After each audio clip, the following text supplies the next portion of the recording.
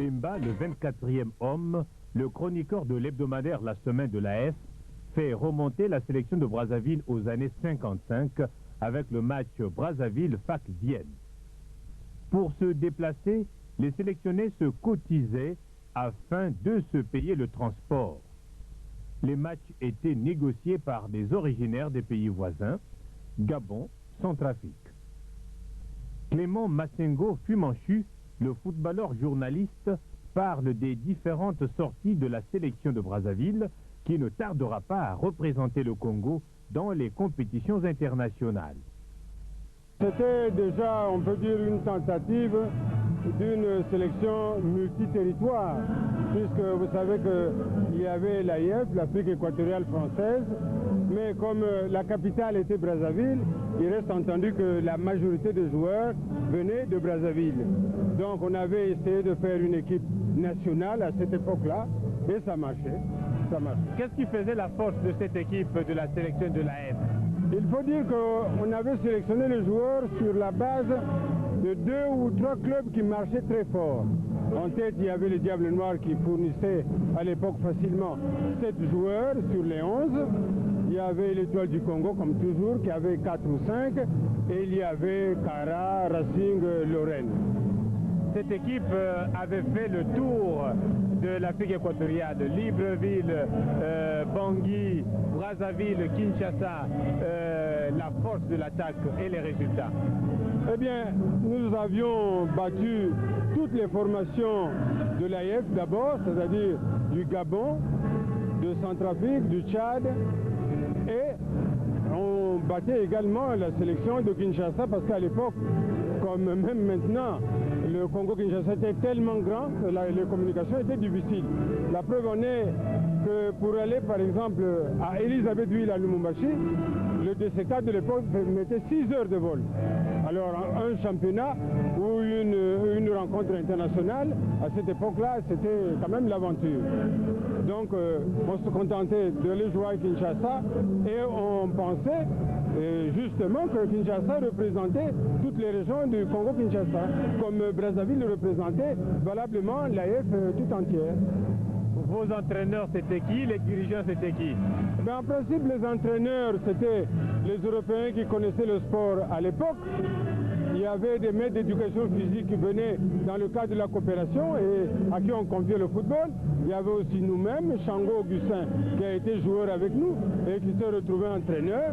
Il y avait nous-mêmes qui faisions la tactique, les entraînements, c'était tout, c'était la pleine aventure, quoi, les pionniers, je peux dire. Est-ce que vous pouvez nous raconter un peu cette histoire de Libreville où vous marquez 3 à 4 buts, tous les buts sont annulés et finalement vous êtes mené 3-0 et Clément Massengo va maintenant tenter une tactique avec Ndé pour réussir à égaliser et gagner peut-être par 6-3. Oui, nous sommes partis à Libreville précédés par nos réputations de l'AIF. Bien entendu, on nous attendait de pied ferme à Libreville, le terrain était petit, sablonneux, et les sélectionnés de Libreville, c'est-à-dire la sélection librevilloise, s'étaient bien entraînés pendant 1 mois. Ils nous ont fait venir, et on arrive le soir, on fait un match contre le champion de l'époque, Red Star, on gagne par 6 buts à 4. Rigueur. Matima, Abibotol, Makwana Gilbert sont écartés pour indiscipline. De nombreux jeunes font leur entrée. En match de préparation, le Cameroun fait nul 4-4.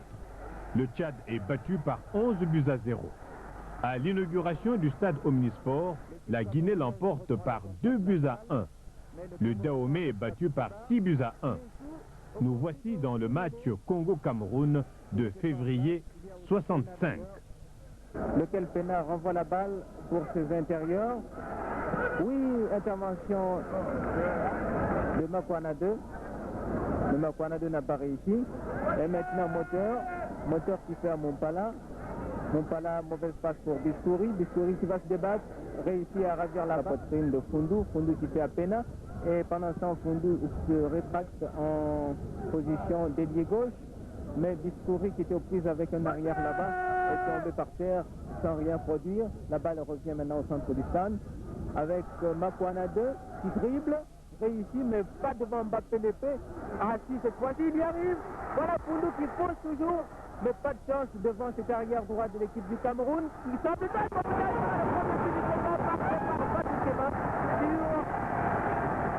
une excellente passe donc de Poundou. Nous pouvons dire avec beaucoup de raison que ce Poundou c'était le premier promoteur de ce magnifique but. Mais c'est plutôt cette musique qui vient glorifier cette première marque de l'équipe congolaise. Eh bien, euphorie générale, c'est le cas de vous dire, je pense que notre caméraman pense à prendre ses échos depuis la foule, ou même c'est devenu un foyer ardent de cette joie qui anime les cœurs du Congolais pendant ces toutes premières minutes. Le Cameroun cependant repart avec cette remise en jeu pour Ndo qui refait maintenant à son intérieur droit, lequel n'a pas la balle. Bonne intervention de Mumpala qui fait... Les premiers Jeux africains se déroulent à Brazzaville du 18 au 25 juillet 1965. C'est une équipe congolaise décidée à remporter la médaille d'or qui bat l'Ouganda par 2-1, le Togo par 7-2, mais tombe devant le Mali 2-1. Se qualifie cependant en demi-finale où elle l'emporte face à la Côte d'Ivoire par 1-0 pour retrouver le Mali en finale. On peut facilement espérer. 0-0 sanctionne la finale du tournoi. Mais le règlement prévoit de départager les finalistes au nombre de corners en cas d'égalité. Les Congolais ayant dominé la partie totalisent le plus grand nombre de corners. Ils enlèvent la médaille d'or des premiers Jeux africains. Que va-t-il faire? Il passe à Moulé.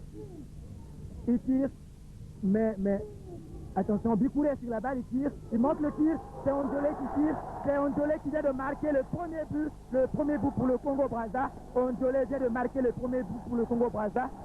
Et donc le Congo-Brazza mène devant le Togo par 1-0. Comme je vous le disais, vous voyez bien les joueurs congolais, si vraiment ils arrivent à maîtriser la balle, vraiment s'ils arrivent à ne pas perdre leur contrôle, ils peuvent facilement triompher des Togolais. Dès le début de ce match, vous voyez, le Congo vient de marquer un premier but. Et le public chante comme il était hier au stade. Mais le numéro 6 du Togo s'est trouvé le premier sur la balle. Le Congo remonte, les Congolais remontent. Ondolé en direction de Bikouri. Bikouri qui traverse. Bikouri, attention, ça va être dangereux. C'est très bien, mais le numéro 9 congolais, Niéré, c'est-à-dire Soumialo, vous voyez, Soumialo a tenté de marquer ce but pour le Congo. Bon, heureusement pour le Togo, un défenseur était sur les lieux. Alors le Togo passe à l'attaque par le numéro 7 qui lance le 10. Le 10 bloque la balle. Le 10 à la balle. Mais non, il se l'est fait arracher par un moyen. Le Congo remonte par Gavo. Gavo Soumialo, Moulélé, en direction de Ondolé, plutôt Gavo en direction de Ondolé. Ondolé à Soumialo. Soumialo lance Bikouri. Bikouri tire, mais Moulélé était derrière un défenseur togolais et n'a pas pu avoir cette balle. Le Togo remonte donc.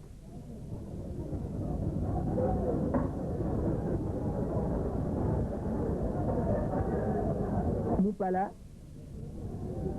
Samba, Gavo, à moyen. Ondolé lance. Ondolé a bien lancé. Moulélé, mais Moulélé n'a pas pu contrôler la balle devant ce défenseur togolais.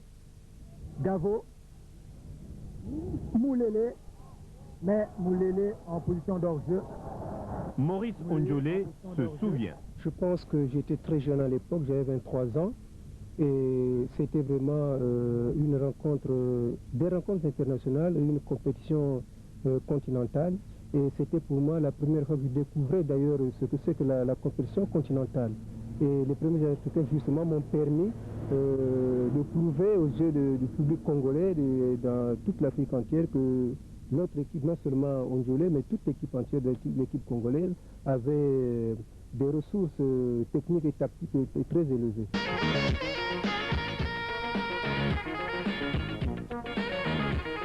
En juin 1967, le Santos Pelé Football Club joue à Brazzaville. Une occasion pour les Congolais de préparer les éliminatoires de la Coupe d'Afrique des Nations 1968. Excellent sur Bikouriwi qui vient d'égaliser pour le Congo Sport. Et le score maintenant est de 2 buts partout, alors que dans les tribunes là-bas, c'est le délire, car le Congo Sport vient d'égaliser devant les terribles Santos du Brésil. Mais c'est un corner qu'obtient le Congo-Brazzaville. Surveillez bien cette action. Jeannot a dégagé sur Excellent. Excellent sur Bikouriwi qui vient d'égaliser pour le Congo Sport. Et le score maintenant est de 2 buts partout, alors que dans les tribunes là-bas, c'est le délire, car le Congo Sport vient d'égaliser devant les terribles Santos du Brésil.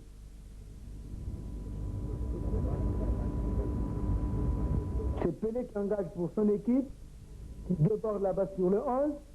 Le 11 resserre Pelé, mais c'est Bikouri qui a la balle pour le Congo Sport et donne à Jadot. Jadot a laissé la place à Moulélé. Moulélé qui descend là-bas et sert Excellent. Excellent, oui, très belle action d'Excellent sur Moulélé. Moulélé qui contrôle et sert Jeannot. Jeannot prise avec Lima. La balle a failli faire une virgule, mais c'est Niangou qui a pu sauver le camp et a servi Bikouri.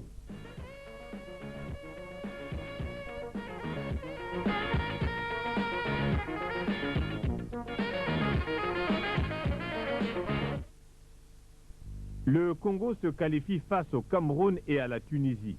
Malgré une bonne équipe, les Congolais font une mauvaise prestation à Asmara. Ils sont éliminés dès le premier tour. Maurice Onjolé est vraiment malheureux. C'est le très mauvais souvenir que je garde du football congolais. Très mauvais souvenir parce que nous avons été d'abord pris de court parce que notre calendrier était pourtant favorable. Nous avions à l'époque le Sénégal, le Ghana et le Zaïre. Le Congo belge, le Congo Kinshasa pardon, à l'époque. Mais malheureusement, notre préparation pour participer à une compétition en altitude n'a pas été adéquate. En 1969, le FC Santos et Pelé reviennent au Congo. Les Mbele, Mbono, Bikouri, Jadot Zabana, Ndolu, Niangou, Ombele, Filankembo Lipopo, Akwala, Onganya, Itza Gilbert, Fundux Moulele et Balekita Ezebio sont prêts à frapper un grand coup pour faire oublier Asmara. Le stade de la Révolution répond présent.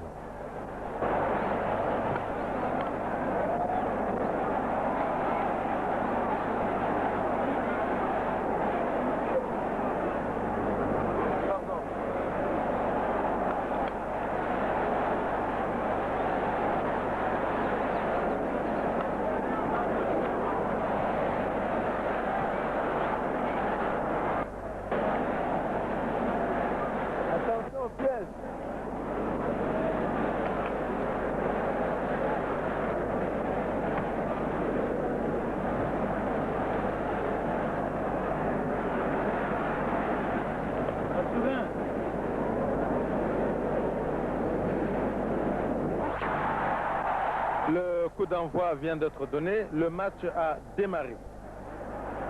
Non, le match n'a pas encore démarré. Si, le match a bien démarré et Matima est allé ramasser la balle. Il est reprise par le Brésilien Joël qui fonce, qui a dribblé, qui est passé juste à côté de Pelé, qui avance tout seul. Et il s'en fallait de peu que le Brésil ne marqua son premier but, qui a passé à Pelé, Pelé à la balle. Tout le stade tremble, c'est sous un tonnerre d'applaudissements que Pelé est passé et qu'il se fait contrer par un adversaire congolais.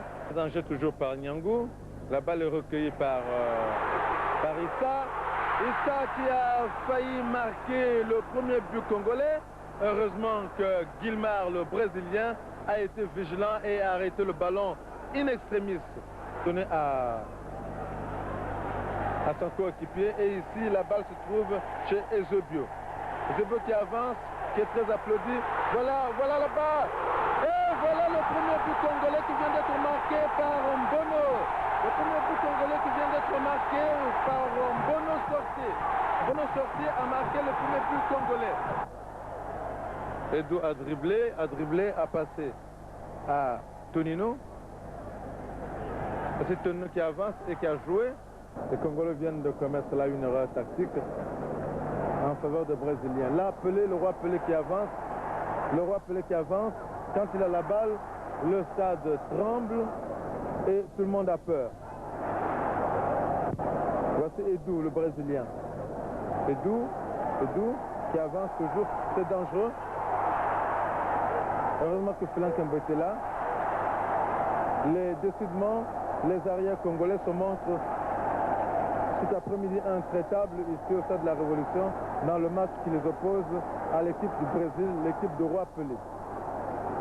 Le ballon se trouve dans le camp brésilien, mais Guilmar est sorti et a plongé et l'a recueilli. Contre Pelé, Akolek a contre Pelé, Pelé proteste, mais la balle est repartie dans la direction de Balekita.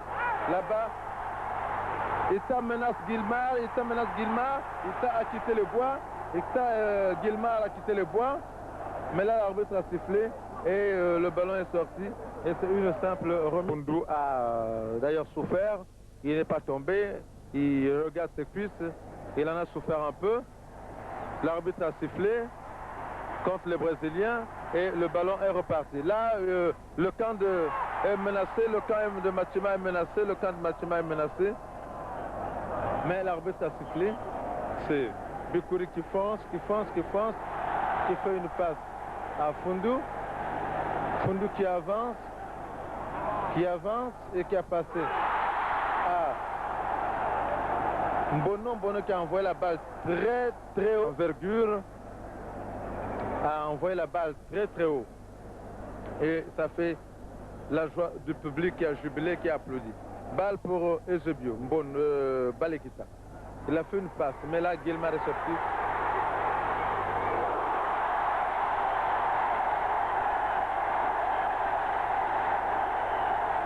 Voici le deuxième but qui a été marqué, par Bikouri. Le deuxième but a été marqué par Bikouri, le deuxième but congolais a été marqué par Bikouri, mais contesté par les joueurs brésiliens. Et l'arbitre s'est imposé. La balle revient vers le centre du terrain. Lima qui avance.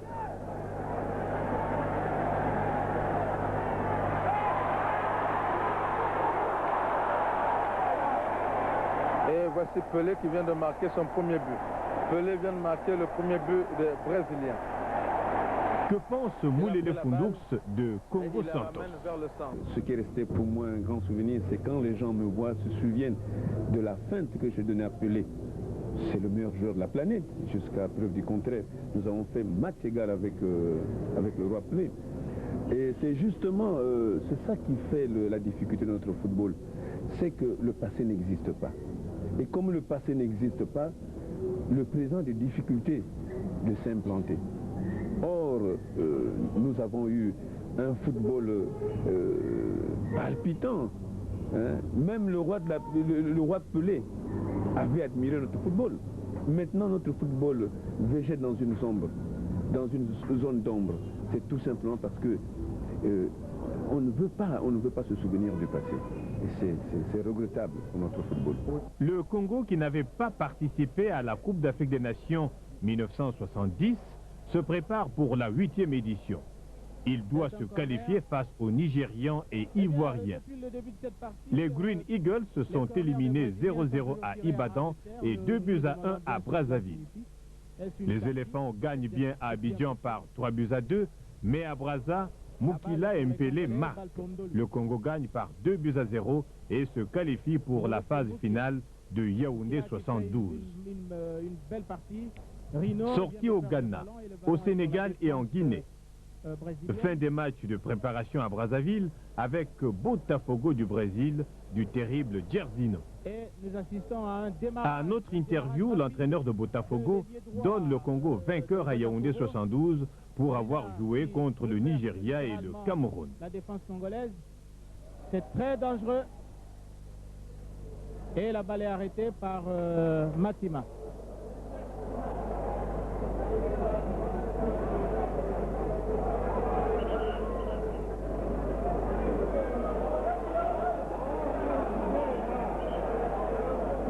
Une faute d'un Brésilien sur Mbemba Tostao.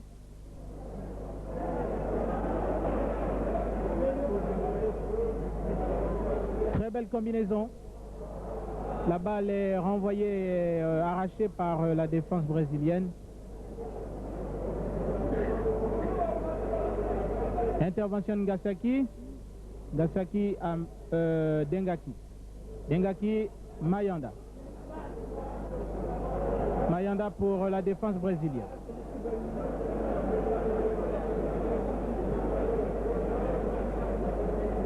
La balle est toujours pour les Brésiliens. Les Brésiliens qui temporisent au milieu du terrain.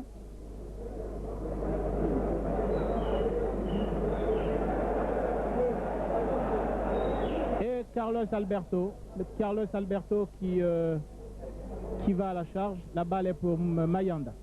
Mayanda pour Mbono. Mbono qui lance Mbemba.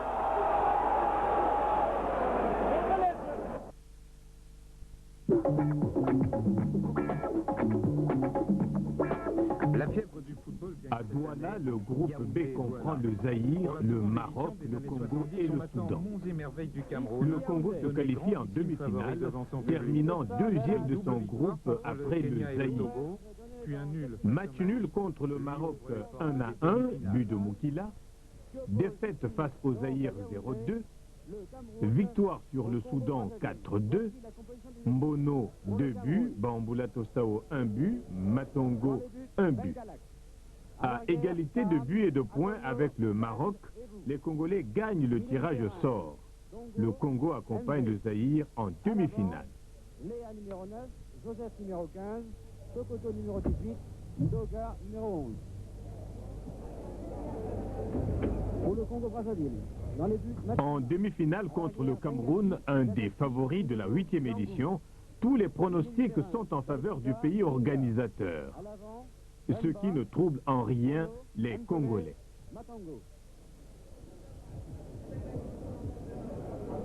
Et c'est une attaque congolaise par Matongo. MV. Joseph. Léa.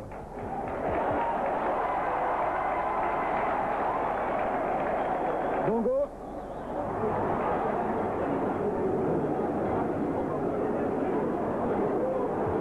Sokoto. Ndongo. Ndongo, pour lequel on avait eu quelques inquiétudes. Il avait été blessé en effet face au Mali et on se demandait s'il pourrait jouer. B. Très bel arrêt de Matima, le gardien de l'équipe du Congo, qui est l'un des meilleurs éléments de cette formation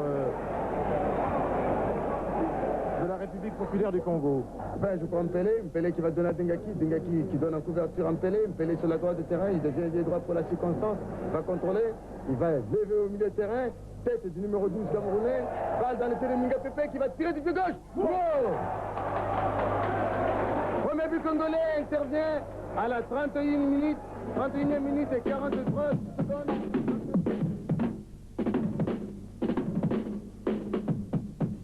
Commence alors, pour le public camerounais, la descente aux enfers. Leur 11 national domine, mais son action demeure stérile. Léa, trop lent et remplacé. Mvé, blessé et remplacé, mais pas Joseph. Joseph, venu tout exprès de Valenciennes, qui se montre souvent maladroit, qui s'attire la colère du public camerounais. Sokoto, la tête de Joseph. La barre, mais je crois que l'arbitre soudanais, du moins l'arbitre de touche soudanais, avait signalé le hors-jeu du Valenciennois Joseph. Et l'on arrive à la 90e minute, à la fin. Nous jouons les arrêts de match. Et attention, voilà! Applaudissez Congolais! La République populaire du Congo est qualifiée pour la finale de ce tournoi. C'est du jamais vu. C'est miraculeux, Joseph Gaviot. C'est miraculeux, Germain Vissé. Jamais vu. Merci, Germain Vissé. C'est un but fétiche de Minga Noël Pépé, qui a coué le Cameroun et qui s'est finalement retrouvé là-bas à la touche. Congolais, applaudissez. Je ne croirai jamais à cette élimination du Cameroun. Je ne croirai jamais à cette victoire congolaise.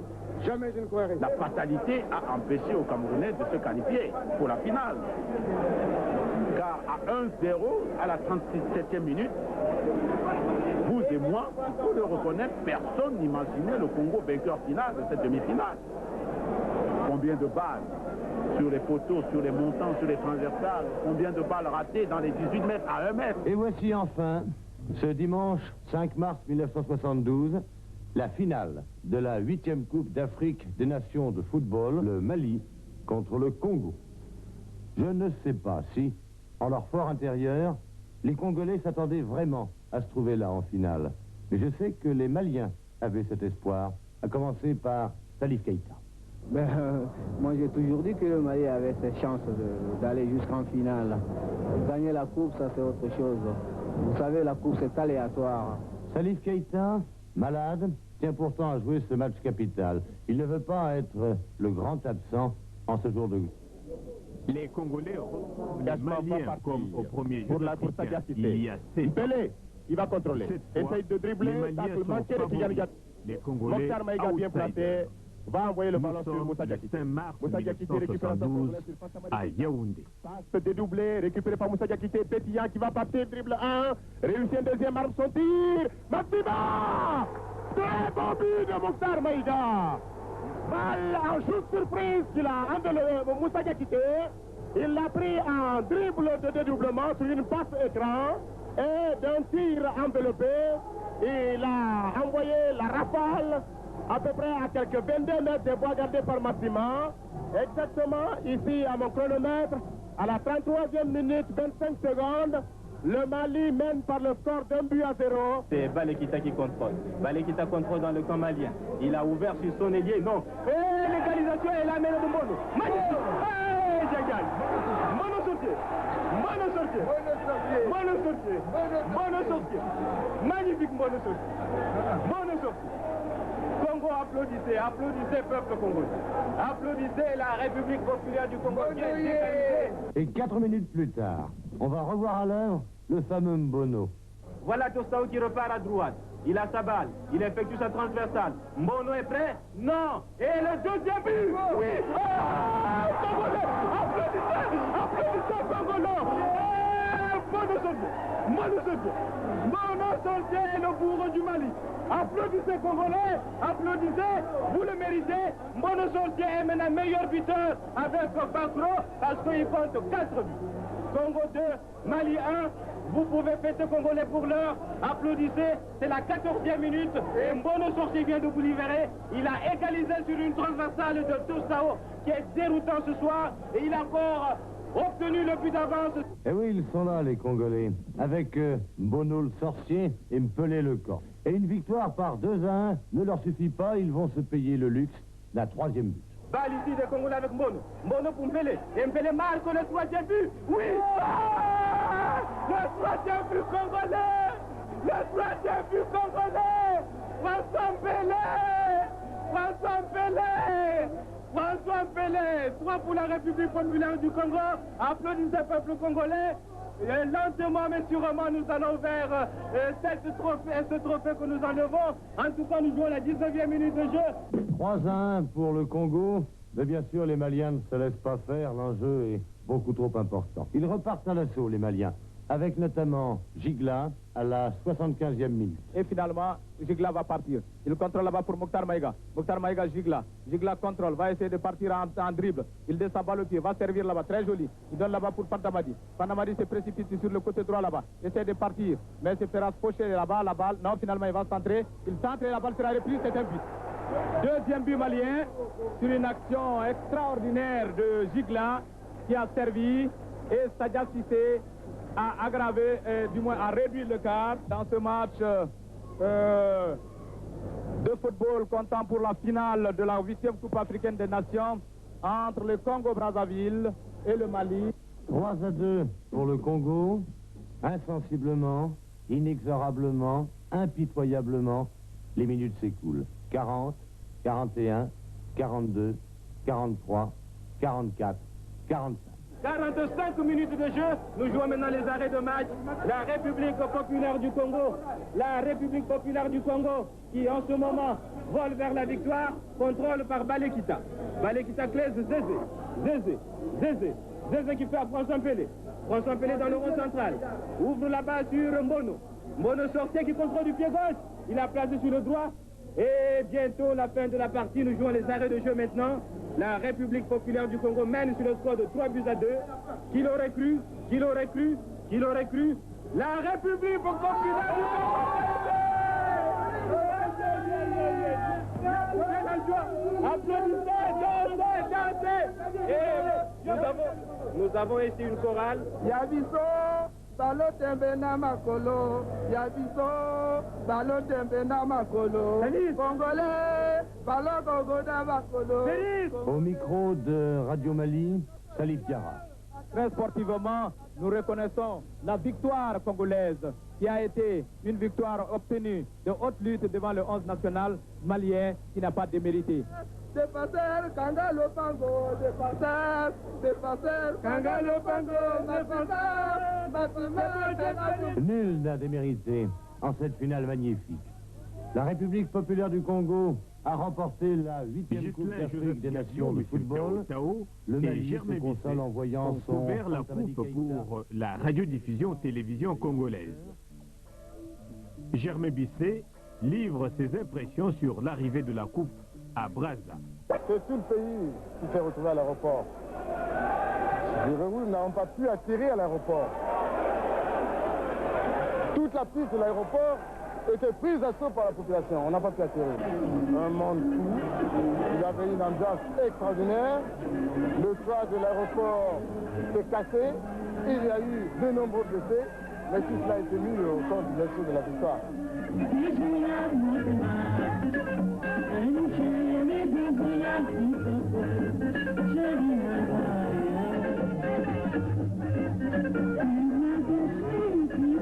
Yaoundé 72 pour moi, c'était d'abord vraiment un bon souvenir. Et c'est ce qui m'a fait que je sois tout le temps avec le jeune. Parce que quand je prends les exemples comme ça, là où j'étais encadré par les Mbono, les Bikouri, plutôt oui, les Bikouri quand on faisait des éliminatoires. Et Pelé après. Et puis c'était une ambiance, hein? Vraiment. C'est comme je l'ai toujours dit aux jeunes, c'était une occasion pour moi de montrer ce que je valais et puis peut-être de faire un transfert. Et c'est ce qui s'est passé parce qu'en ce moment-là, je me trouvais à Ajaccio et j'ai fait un bon transfert entre Ajaccio et le Paris Saint-Germain. Je pense que pour moi, c'est resté un grand souvenir. D'abord, c'est le seul trophée que j'ai gagné depuis que je joue au football. Donc, c'est resté pour moi vraiment un souvenir que je garderai longtemps. Le groupe lui-même, qu'est-ce que c'était, Yaoundé 72? Ben, le groupe lui-même, comme vous venez de le dire, c'était un groupe très très fort.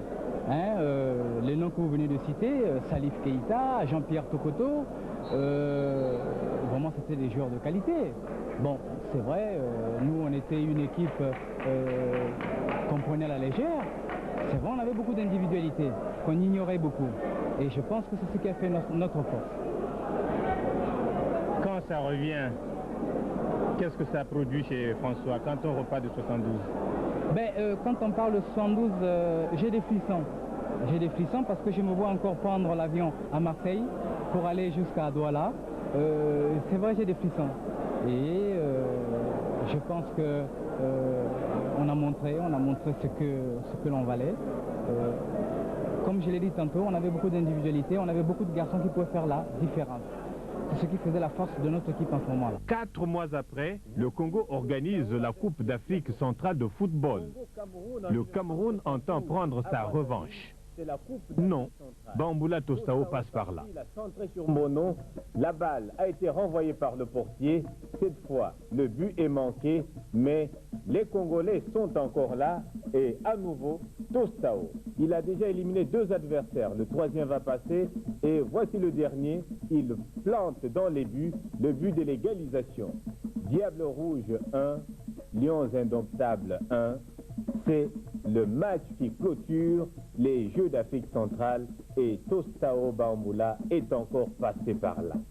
Nous allons revoir ce but qui fit lever le président de la République de son siège quand Tostao, après avoir éliminé 4 adversaires, concluait.